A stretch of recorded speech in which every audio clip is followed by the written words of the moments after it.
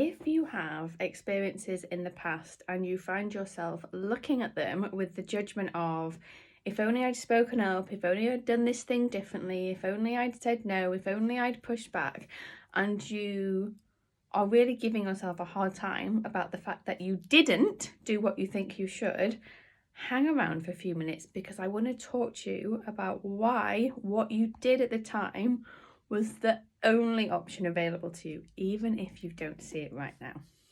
Okay, so when we have an experience that in some way or another overwhelms us, whether it is something that comes along too much, too fast, too soon, or if it's more of a thing where we've had not enough of something for too long. So if you think about kind of emotional neglect, or people avoiding you or ignoring you for a long period of time, that would be not enough for too long. And too much, too fast, too soon, it's really anything that creates a reaction, a fear-based response, anything that overwhelms us, right?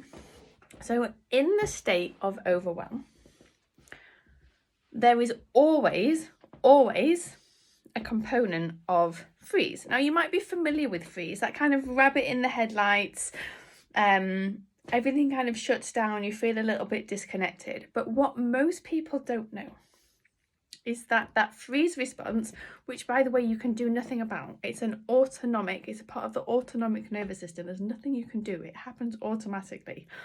Part of that freeze response, as you move through it, there are 3 components of the freeze, and one of those components is called automatic obedience. And in the automatic obedience state, that is where we physiologically kind of obey, we acquiesce, we fawn, okay? There is nothing that we can do about it. And you can look back now and be like, if only I'd said this, that, or the other. All you need to know is that at that point in time, your body perceived that doing the thing that you're now beating yourself up for not doing was in some way life-threatening to you, okay? And when our body perceives that something is life-threatening to us, it shuts us down, it stops us taking action. The automatic obedience phase is not something that you can avoid or bypass. If something overwhelms you, there are specific phases that your body goes through every single time. There is always a component of freeze, and in the freeze response, there is always a component of automatic obedience. So please, please, please bring some compassion and some kindness to yourself for the stuff that you are beating yourself up about that happened in the past. You did the best you could with what you had available. Now, the good news is that our brains are plastic. All of our patterns can be resolved and worked through. And so stuff that in the past may have been a bridge too far for you to be able to respond to in a certain way, that doesn't mean that you can't teach your system that it is safe for you to give a different response in the future. And that is where proper, efficient, effective, decent nervous system regulation and healing stuff comes in. Please come and speak to me if you want to know more about this.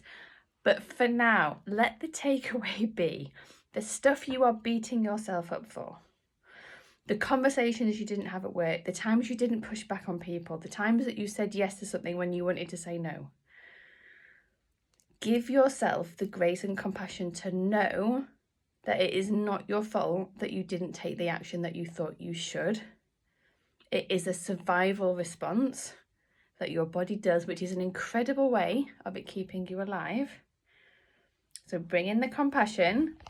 If you want to learn how to create a different response in the future, that's great. But for the stuff in the past, just really, really, really, really trust me when I say you did what you could with what you had available at the time.